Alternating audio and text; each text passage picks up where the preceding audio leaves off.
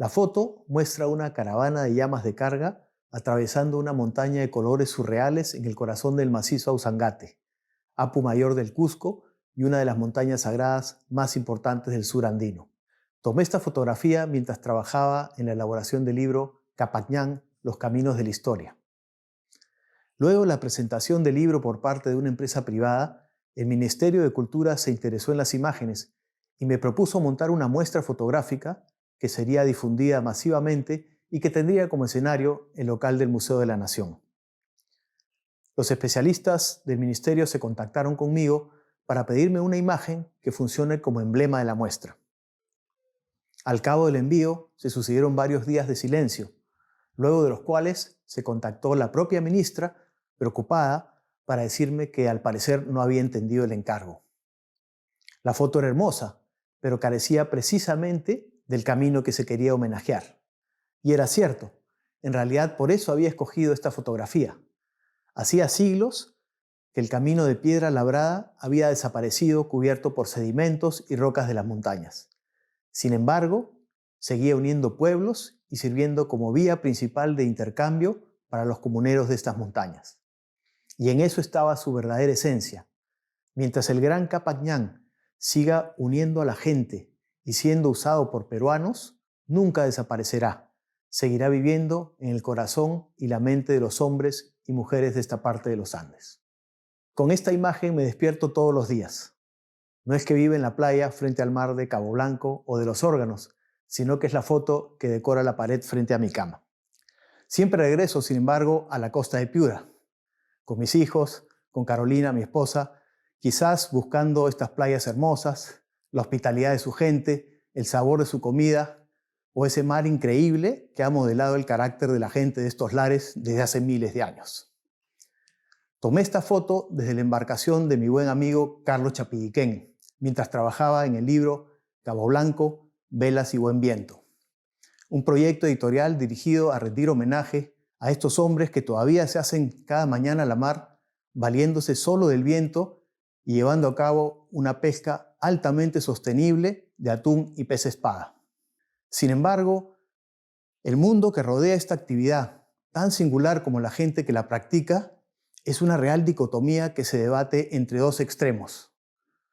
Uno que no debe cambiar, y es el mantenimiento de una de las prácticas de pesca más sostenibles y amigables con el ambiente de todo el planeta, y algo que debe cambiar de manera urgente, y es el escaso reconocimiento de una actividad que se vale solo del viento, que no utiliza instrumentos salvo puntos en el lejano horizonte y que está muy amenazada de desaparecer por la competencia con las embarcaciones a motor, el empleo de redes de pesca y el escaso precio que reciben sus presas en el mercado.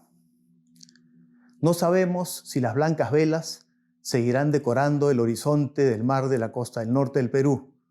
Sin embargo, su elegancia y armonía componen una de las facetas más bellas y entrañables de nuestra costa. Quienes me conocen saben que soy un enamorado de la selva amazónica. Pocos lugares en el mundo son tan atractivos y cautivantes para un naturalista que además es fotógrafo. Uno puede regresar al mismo recodo del río 50 veces y encontrar siempre algo que lo sorprenda. Una rana que nunca vio, una mariposa volando entre el follaje, un fruto raro colgando de las ramas de los árboles o una semilla cubierta por la hojarasca que nunca fotografié. Escogí esta imagen de un gran castaño creciendo en las afueras de la localidad de Alerta, en las afueras de Puerto Maldonado, porque hay varias facetas alrededor de él que lo convierten en un portento de la naturaleza. Por un lado, su tamaño. El castaño puede crecer hasta 50 metros de altura, lo que lo convierte en uno de los árboles más grandes del Amazonas. En sus ramas puede vivir un mundo en miniatura, compuesto por insectos, serpientes, lagartijas, ranas. Algunos jamás descienden en su vida al suelo del bosque. Pero también vive ahí la gran águila arpía, con 12 kilos de peso y capaz de matar a un mono o un perezoso solo con la fuerza de sus garras. Sin embargo, son dos criaturas pequeñas las que tienen la responsabilidad de la supervivencia de este gran árbol del bosque. Las diminutas abejas euglossinas son los únicos insectos capaces de polinizar las flores de castaño. Para hacerlo, deben calzar perfectamente partes de su cuerpo en la flor, en un abrazo amoroso que intercambia un sorbo de dulce néctar por algunos granos de polen adheridos a su espalda. Al pasar de flor en flor, la abeja va polinizando el árbol, permitiendo la formación de frutos y por ende su reproducción. El otro socio secreto del castaño es el añuje, un pequeño roedor no más grande que un conejo que se alimenta de las dulces nueces del castaño. Para hacerlo, debe esperar que los cocos de 2 kilos de peso caigan desde lo alto del árbol y luego extraer las semillas con la ayuda de sus poderosos incisivos. Luego de sacar las nueces, el añuje las entierra en el bosque para poder aprovecharlas en tiempo de escasez. A menudo, el añuje olvida dónde enterró las nueces o termina siendo presa de algún depredador.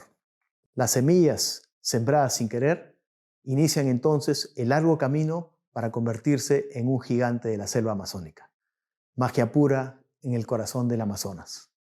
Conocí a don Rosalino en la provincia cusqueña de Espinar.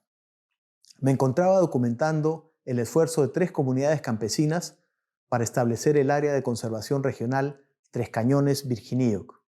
Un mundo increíble, de riachuelos de agua cristalina, enormes farallones de granito labrados por el viento y la lluvia, de bosques de queñual, de comunidades que conviven con vestigios monumentales de pueblos que habitaron aquí hace miles de años, de cóndores y de manadas de vicuñas. Recuerdo que encontré a Rosalino sentado en una pirca de piedra justo delante de los grandes farallones que hacen famosa esta parte de los Andes.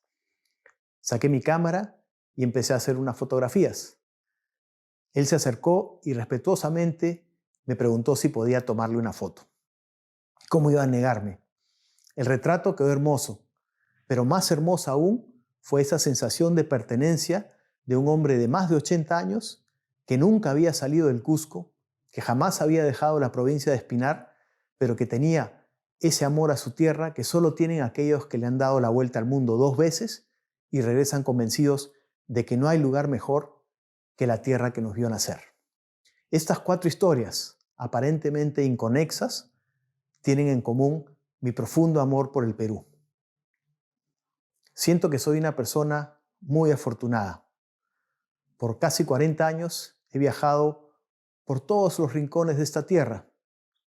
He logrado ver lugares asombrosos y observar criaturas extraordinarias, pero sobre todo he pasado tiempo con gente que respeta a su tierra como nadie, que considera el bien común como el bien propio y que mantiene formas de uso de los recursos naturales sabias y respetuosas.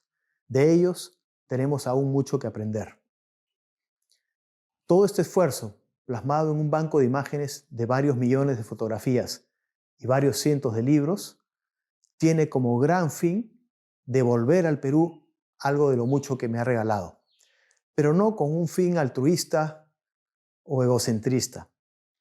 No es mi interés que mis imágenes terminen decorando el lobby de una gran corporación o la computadora de alguien en su casa. Lo que quisiera es que mis imágenes finalmente impacten, cautiven e inspiren. Que inspiren a los peruanos para movilizarse y cambiar sus formas de uso de los recursos. Que tratemos el bien común como el bien propio y que usemos este Perú bendecido como un tesoro que nos han prestado nuestros nietos y las generaciones que vendrán.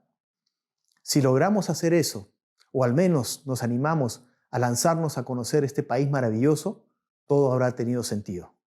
¡Que viva el Perú!